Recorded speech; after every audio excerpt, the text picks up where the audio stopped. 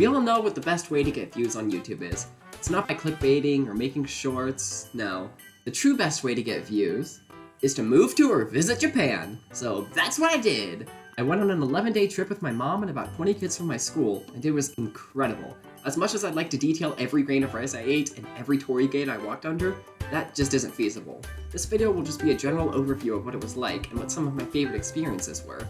I'll go more in depth about some things in their own short videos, so keep a lookout for those. If you want to know more about something, leave a comment. I'm happy to talk about it, and I might even turn it into its own short. With that introduction out of the way, here's me and my mom getting ready to board the plane. Okay, we're at the airport now, and it's a whole town here. The airport where we live is a lot smaller than this. Apparently this one isn't even that big. We're nervous, but we're gonna do this, and I'm probably not gonna be able to take any more clips before we go, so I'll put it all in post how it went, if we survive. What airport we're at?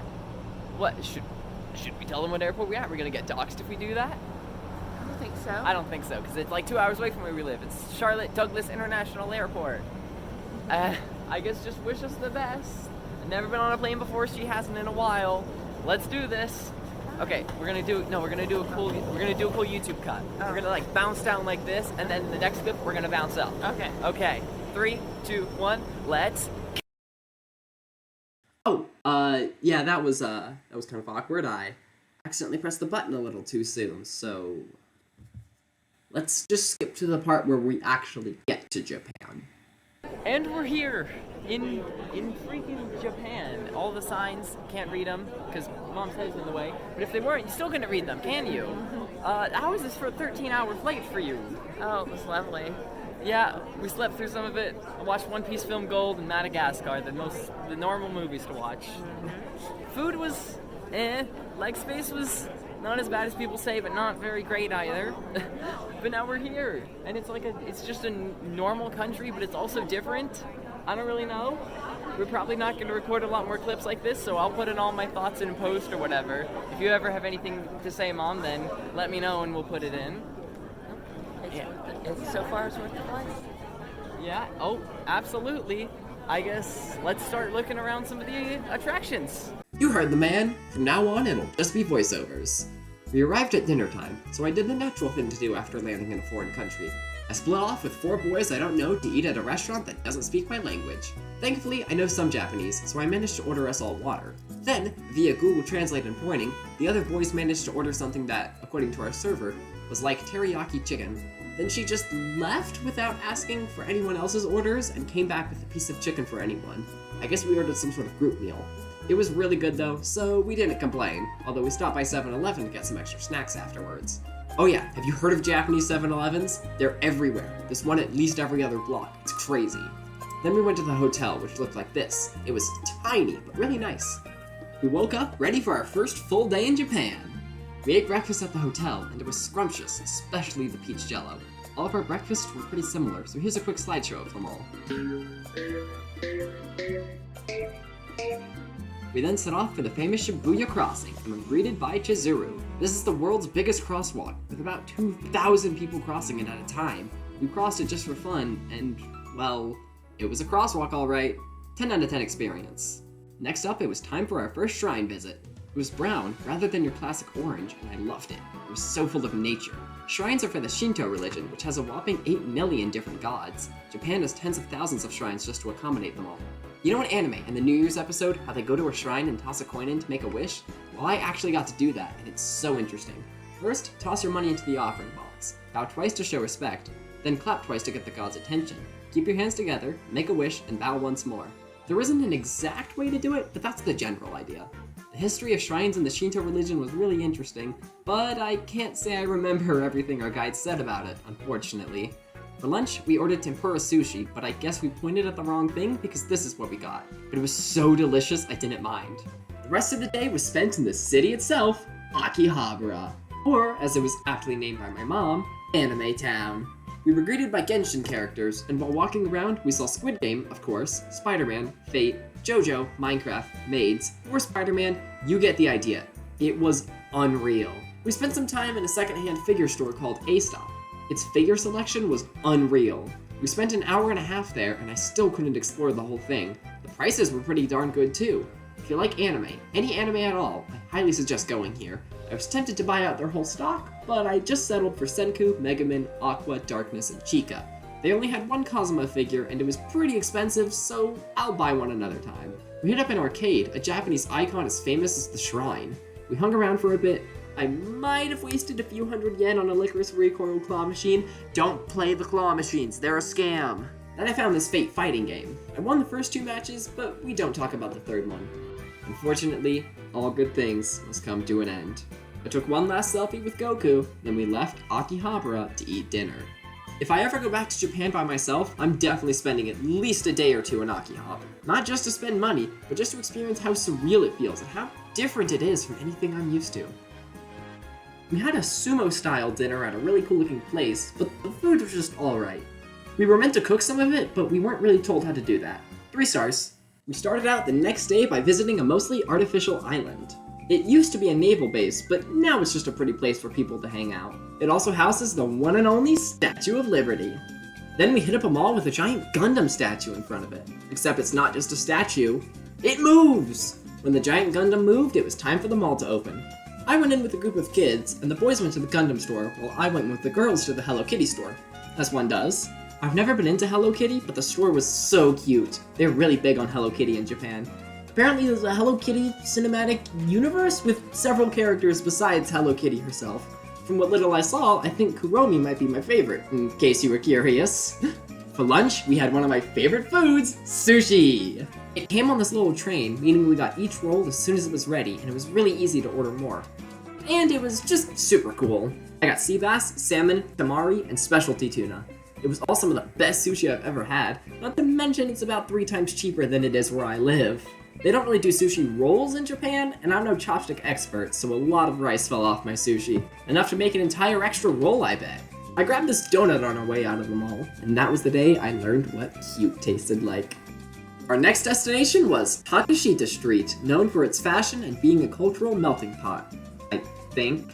I didn't do a great job remembering everything our guides said. I wish I had paid more attention. But in the moment, that didn't even apply to me, because I spent my time there at a small animal cafe. Just look at this little guy. He ran around begging for pets. There was a little monkey that did some flippy tricks. He's doing such a good job. I got to hold a meerkat, and they were super soft. And last but not least, the ferrets. They all sat around and groomed each other, and oh my gosh, another one joined in. Yeah, it was a pretty cute place. Although, I can't help but feel a little bad crowding around these animals who are forced into captivity, but hey, it's better than getting eaten in the wild. We went to a buffet for dinner, and there was so much good food. This was another place where we got to cook our own food, but it was simple to figure out this time. Well, maybe not for me, mine ended up a little burnt. We didn't have time to properly finish and enjoy our meals though, which was a little unfortunate. We checked out a big Japanese supermarket called Don Quixote on our way out, and one of the chaperones put it nicely. It's Walmart on steroids, and that's really saying something. We made one more quick stop for the night. It was a small district with several streets that were just filled with bars. They had about 4 or 5 seats each. A few co-workers or friends would go into one and hang out for the night. I expected it to be loud and dirty, but it was actually really nice. To be fair, I'm sure it gets louder later in the night, but I doubt it gets too bad. This is about when I started to realize how civilized Japanese people are. They respect others and clean up after themselves, and they're not very loud at all. I mean, our hotel was in the big city, and I slept without any disturbance. People don't have to chain up their bikes, they just leave them outside the building because no one's gonna steal it. They're happy to carry their trash home if there isn't a trash can around. And did I mention they're quiet? I don't like a lot of noise. Japan's a truly amazing place. We can learn a lot from them. The next day was spent in Kamakura, a popular shopping district with tons of local shops. It also houses the Great Buddha, an absolutely stunning and massive statue of Buddha. Buddhism is Japan's other major religion, which only worships Buddha. When it was first introduced to Japan, they already believed in tens of thousands of gods, so they didn't mind adding one more to the mix. About 60% of Japanese people are Buddhist, and 60% are Shinto. That math may not seem like it adds up, but Japanese people are just really flexible. Instead of shunning Buddhists just because they believe differently, they not only coexisted with them, but started to believe in their religion. That's really cool to me. The rest of our time there was spent briefly visiting a shrine with an amazing view over the city, then we walked around and shopped. I don't have many specific anecdotes to share, it was just simply awesome. So many different things being sold, different people walking around, so much food to eat. Plus, it was the first time I got to enjoy Japan with just my mom and me, which was really nice. We ate street food for lunch, specifically pork dumplings and Korean chicken. It was great. I also tried some matcha ice cream, and my hopes for it weren't high, but wow, it was good. Get yourself some if you ever get the chance. Our next stop was the pinnacle of Japanese culture, an absolute icon and a staple, the beach episode. We didn't have time to swim or anything, but I was okay with that. We just walked around and enjoyed it. The sand was darker compared to what you see in anime, and frankly, just compared to what you generally imagine sand to be colored. On the bus, we drove through some scenery that inspired an iconic slam dunk scene. I've never watched Slam Dunk, but I'll keep an eye out for this scene if I ever do. We also passed Mount Fuji on the way to the next hotel, and apparently they call it Fuji-san to show respect. We just had dinner at the hotel, and it looked like this. Love me those iconic Japanese meatballs. The rest of the night was awesome! And it wasn't actually because of any unique Japanese experiences, it's because I ran around the hotel with all the friends I made during the trip. We explored a dark game room and played lights out pool. There was a strange cage with a pole in the middle of it, and we still really don't know what that was about. And no, it's not what you're thinking, the pole wasn't stable enough for that. Some of us split off to use the hot springs, while the rest of us hunted for ghosts in the dark.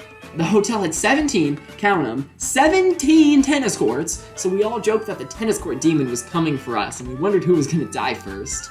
There was a random ominous fire pit, because of course there was. We eventually went back to our rooms, but dang, that was just an amazing experience. I'm so glad I got to meet all those people on the trip. Thank you guys. Oh yeah, and speaking of our rooms, we had gotten used to this small little room with 2 beds in it, but we were not prepared for what was at this hotel. In fact, I need my roommate's help to help explain how cool it was. Here we are with our very own crib tour. All right, we're here at the crib. Let's ring the doorbell. The door barely rang. Welcome to the crib. Show us around, show us around. We got the living room. When we walked in, we totally just thought it was like gonna be a bedroom, a tiny one like the last one, right? Yeah. They have drawers. It's not even a mini fridge, it's a medium fridge. So many lights. Yeah, look at this. Coffee, Yeah. anything you would want to drink. Yeah, you want some grape juice? Right here, your view. Look at it. It's so good. You can stalk people in their rooms over there. Now, if you step in here, you'll see the orange room. We don't talk about it in here. Talk about that. We don't talk about that in here. There's a funny painting. That's a funny painting. There's a funny Yeah, painting. it looked even nicer when the beds were clean. Incredible. Yeah, Oh. smells a little like poop. No clue why. Yep. That's not his fault. It's not a Yep. And again, this looked even nicer before we totally just went in here. Hair dryer's nice. Funny Japanese toilet. Oh. 2 half king size beds. Yeah. You could push them together. They're on wheels. You want to show us? They can move Yeah. together. Look at that. They can be Double together. king bed. It's insane. Closet space over here. Really innovative. Okay, well, I don't know how to open the closets. Closets don't need to work because this room's amazing. Exactly. There's so much space. It's insane. I didn't think there'd be this much space. A desk. If you So get many closets, mirrors. you're selfish. Facts. And yeah, I guess that's everything. I don't know where our other roommate went, but that was our crib tour. Hope you enjoy. Peace. After an amazing night with the group, we woke up to what I call the weird egg day. Basically, we were originally going to go on a cruise and then take a cable car through the mountains, but some fog had settled in, so we weren't able to do any of that. While our tour guide searched for something for us to do, we went to this weird gift shop about black eggs they cooked with volcanic ash. I was never entirely sure what was going on there, but it was a nice bit of fun anyway. And I'm really grateful to our tour guide for keeping us active even while the weather was bad. He was the best of all time.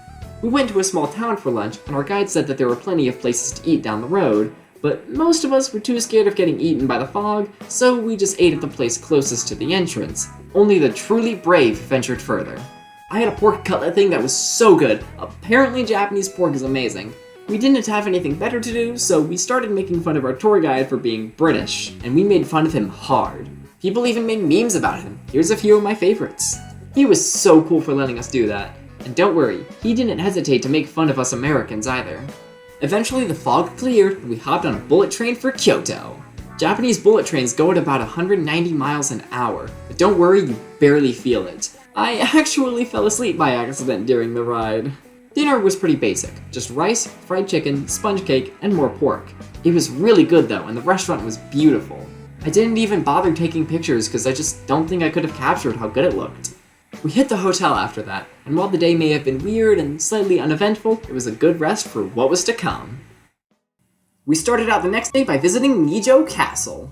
We weren't allowed to take pictures of the inside, but trust me, the art on the walls was gorgeous. The shogunate lived here at one point, so security was high. The floorboards made a wind chime-like sound to alert them of any intruders, and all the rooms had hidden compartments for the shogunate's bodyguards to hide in. They could pop out and protect them if any assassinators attacked. Those were the guide's words, not mine. Then we went to the Golden Pavilion, a Buddhist temple inside of an amazing Zen garden. Yes, it really is made out of gold. Incredible stuff. Our next stop was Ariyashima's bamboo forest, which was really cool for about 2 minutes. Sorry, but it's just bamboo as far as the eye can see. Lunch was pretty exciting because I finally got to try Japanese ramen. It was incredible. I am not used to noodles having this much flavor. We explored a little more, and it was dinner time before I knew it. Like last night, it was pretty basic. Just rice, ramen, and a few other bits and bobs. It was pretty good nonetheless. Our tour guide took us to a special shrine he knew about, and it was just before closing time, so it was pretty empty. That let us enjoy the incredible view without interruption. The shrine itself, although very nice, didn't have any features that stood out compared to the others. It was the view that made it so amazing. It was simply beautiful. This day had a lot of small adventures that I didn't include, but trust me, I had so much fun further exploring Japan. I have to crown this view as the highlight though. We woke up and it was time to go to Nara. Nara is amazing, and it becomes pretty clear why that is as soon as you get there. There's a ton of wild deer just roaming around. They don't mind humans at all. It gets better though. You see, a long time ago, Japanese people worshipped these deer and would bow to them to show respect. Over time, the deer actually learned to, well, just watch. Okay. Stop. Bow back. How cool is that? The other main attraction in Nara is a giant temple. Yes, those little specks are humans. But if you think that's cool, just wait till you see the magnificent, gigantic Buddha statue on the inside. It's the biggest Buddha statue in Japan, even bigger than the one we saw earlier. None of my pictures really capture how big it is, but you can still see that, regardless of size, he looks stupendous. He's got a massive offering table and some smaller statues of other Buddhist figures to the side. It's worth noting that this temple was built in the 700s. Not the 1700s, just the 700s. It was truly unbelievable to see this architectural feat in person. We grabbed lunch, simply more rice and fried chicken, then hung out with the deer for a while longer. They're just so cute! Eventually, we headed off to the city of Osaka. We stopped by our hotel, which, by the way, had a few shelves of manga that you could read for free during your stay. So cool. And went to dinner. It was udon, and while we all know it isn't exactly ramen, it was good nonetheless. The accompanying sushi, however, even I didn't like it. There's no time to worry about questionable sushi though, because it's time to stop by the #1 attraction in Japan, a Pokémon Center. I'm only a mild Pokemon fan, but nevertheless, I was blown away by this store. It's huge, it's charming, it's Pokemon. These were my exact thoughts at the time. Pokemon. Pokemon. Pokemon. It's Pokemon! There's a ton of super cool statues, they were playing charming Poké Center music, there's a gigantic wall of plushies, anything and everything just screamed Pokemon. And you wanna know what was right next door to all of this? A gigantic Nintendo store, because why not? It too was filled with every kind of merchandise imaginable, from Mario, Zelda, Animal Crossing, Splatoon, and surprisingly little Kirby. I wonder why that is. Regardless, it was surreal. Statues with Nintendo's flagship characters, decals covering the outside wall, charming Mario music, and of course, a huge plushie section. So yeah, life couldn't get any better for me at the moment. Or could it? Yep, there was also an entire One Piece store right there. Manga panels covered the walls, Jolly Rogers covered the ceilings, Uta's songs were playing, and it was full of every anime trinket you could think of. I was in heaven. Unfortunately, we only had 50 minutes to spend in the mall before it closed, so I barely had time to soak it all in, let alone make a rational decision on what to buy. I also didn't have time to check out the entire Capcom store and cafe, because yeah, that was there too. There might have been more stores I didn't even notice were there because I was so focused on Pokemon, Nintendo, and One Piece. I'm not too bummed though, since it gives me something to come back to. If you want to check them out for yourself, all of these stores are located on floor 13 of the Daimaru Umeda building. There's only 3 Nintendo stores, 7 One Piece stores, and 16 Pokemon centers in the world, so they made the right play by putting them all next to each other. The next day, unfortunately, wasn't so bright and cheery. We took the bullet train to Hiroshima, and if you don't already know, I'll just tell you. In 1945, the US dropped an atomic bomb on the city, resulting in an unimaginably awful tragedy.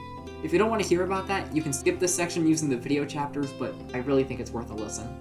We went to the Hiroshima Peace Memorial Museum, which walks you through the entire timeline of events. Don't worry, everything's in English. It also includes drawings, photos, anecdotes, and even things like broken glass and pieces of burnt clothing from that day. I won't go into detail about what I read, just know that the events of Hiroshima were truly horrendous. It's not like the US dropped the bomb in a random city, or better yet, in an open field as a warning. They intentionally dropped it in an area that would cause the most devastation, which is simply awful. Outside, you can see the building that was right under the bomb's ground zero. It barely managed to survive. There's a really cool display that looks like this if you stand in a certain spot. The greenery is perfectly symmetrical on either side, ground zero fits nicely under the arch, there's a chest underneath it that I unfortunately forget the significance of, but I'm sure it's important, and between ground zero and the arch is the flame of peace, held on two stones that represent hands folding out. You can't actually see the flame, but trust me, it's there. They're never going to put it out until all atomic weapons are gone from the world. Our guide showed us some data, and let's just say that the number has barely gone down in the past year. And it's even worse when you take into account that at least a couple countries are probably lying about how many they have. On the bright side, the museum ends with a display that talks about things people are doing to help abolish atomic weapons from the world. I already thought that atomic weapons were terrible things, but I didn't really understand how terrible until going to this museum. If you're ever in Japan, stop by. It's a really eye-opening experience. If you're American, don't feel obligated to go as if you played some part in the bombing. You didn't. Go because you want to learn and understand the terrible things that happen in the world and what people are doing to try and stop them. We wanted some extra time to look around the museum, so we didn't spend too much time on lunch. Just a couple rice balls and some udon, both of which were pretty good. If you're worried that Hiroshima's all doom and gloom, don't be, because our next stop was a ferry ride to Miyajima Island. We almost missed the ferry, but it was only almost, so don't worry. It was a really nice ride, especially as someone who doesn't go on boats often. The island itself was full of shops that we had a lot of fun looking around, a shrine built on top of the water, and a big torii gate out in the ocean. At low tide, you can actually walk under it. Now dinner was really exciting. You see, although we picked our own lunches, dinner was always a predetermined group activity with the exception of the first night. So far, it was mostly different combinations of rice, chicken, and noodles, and although it was all really good, it was starting to get a little boring. Thankfully, on our second to last night in Japan, we had something a lot more interesting. Okonomiyaki. I just happened to learn what that was shortly before the trip, so I was the only one who could pronounce it. We watched it get made in front of us, so I'll let a slideshow of that play while I talk. Okonomiyaki is technically a pancake, but there's so much stuff shoved into it that you never guess as much. When I first tried it, it was just pretty good, but my mom suggested taking off the cabbage on the bottom layer. Once I did that, I loved it. Apparently Osaka-style okonomiyaki has a lot less cabbage, so my fellow non-vegetable likers might like that more. Not only was it delicious as heck, but it was a much more authentic Japanese experience than the other dinners. Pretty much everyone agreed that it was the best dinner of the trip. The next day was our final day in Japan. We'd be flying home the next morning. And we spent most of that day on the bus? We were going back to Osaka, but instead of taking the bullet train, we took the bus. It was way slower, but at least it gave me time to update my travel journal. You see, I had been keeping this travel journal about all our adventures, but I was several days behind. I tried to update it every night, but I was usually too tired. My advice? Just wait until morning. Anyway, we had lunch at a rest stop, and I tried some store-bought sushi, which was really good. Eventually, we passed through a town that was completely different from the big cities we had seen so far. Most of the buildings only had one story, and there was actual parking space. It kind of reminded me of where I live. People in Japanese cities don't do a lot of driving. A combination of walking, biking, trains, and bullet trains gets the job done. Where I live, bikers on the road are kind of a nuisance, but in Japan, there's plenty of room for them on both the roads and sidewalks. I really like that the focus isn't on driving. It reduces pollution, you don't have to worry about big car payments, and if you're on a train, you can do something on your phone while you travel. Anyway, we eventually reached our first major destination of the day, Himeji Castle. You might recognize it from a Lego set that was recently released. That was actually announced just after we got home. I can confirm that it's a really accurate set. The castle's architecture is amazing, and there's a lot of history behind it. I only remember bits and pieces of it, but it's really worth checking out if you're into that sort of thing. There's also a Zen garden attached to the castle, and although we sorta got rained out, what we did see was really beautiful. Eventually, we hopped on the bus, got to Osaka, and then hopped on a train. It was my first time on a non-bullet train, and I gotta say, I loved it. It was fast, efficient, and the large amount of people wasn't actually a problem because of how respectful Japanese people are of others. I had way too much fun when the machine slurped up my ticket and spat it back out. I'm totally. Do I just. Oh! It took it! Well, grab it! I'm grabbing it! We got off at a popular nightlife district and had one more chance to walk around and enjoy Japan. I split off with a few of the friends I had made, and we got the best, the most authentic food we possibly could have, the pinnacle of Japanese dining, pizza. Yep, we got pizza. But it was a local place with a lot of unique options, so don't thrash on us. And hey, at least we didn't go to McDonald's, unlike some people. I got a deluxe seafood pizza with shrimp and octopus tentacles, and I loved it. I wasn't planning on eating the whole thing, but once I took a bite, you couldn't have paid me to stop eating. Everyone said it was the best pizza they'd ever had. We looked around Osaka a little more, taking in all its amazing sights, and eventually went back to the hotel for the final time. We all felt like we could start living in Japan then and there, but we also craved the comfort of people who spoke our language, food that wasn't covered in fish eggs. I love fish eggs, but I can't speak for everyone, and the family waiting for us at home. Everyone, including the chaperones and tour guide, had gone from total strangers to best friends in just a week and a half. We experienced the best of Japan together. Ancient statues of religious figures, a gigantic store about little collectible monsters, a memorial of a tragic world event, and everything in between. They were a truly amazing group to travel with. And so, the next morning, we woke up and got on the flight home, saying our final goodbyes at the airport, both to each other and to Japan, land of the rising sun. So, what are my final thoughts on Japan? Well, I wasn't kidding when I'd say we all love to live there. It's clean, efficient, safe, nice, and quiet. They welcome foreigners, they're innovative, and they mix modern science with tradition very well. Did I mention they also have gorgeous fashion? Every woman I saw was stunning. I didn't pay much attention to the men's fashion, but I'm sure they were styling too.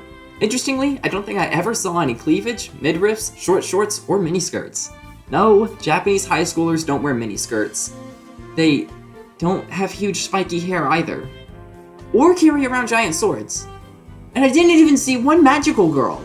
I think anime lied to us. With that out of the way, I'm done telling you about my journey through Japan. For now, I've still got some shorts on the way. I mean, I didn't even talk about the vending machines, and those are like the biggest highlight of the country. This was my first time visiting another country. It broadened my horizons and let me meet new people. So, I've actually signed up for a summer 2025 trip with the same agency that organized the Japan trip. Unlike Japan, I've never been interested in this country before, but I think it'll be a great experience. It's Costa Rica! You can expect a video on that when the time comes, but fair warning, it'll have a significant lack of anime girls compared to this one. I highly recommend traveling in a group with an agency. You'll get a much more thorough experience in the country with an expert guide to help you and new friends to travel with. With all of that wrapped up, this has been Flamin' Gamin' 7 with one of my biggest videos yet. The channel's going through some big changes right now, and if you want to hear more about that, I'll be posting an update on Twitter soon. For now, make sure to like and subscribe, and remember kids, eat your green vegetables!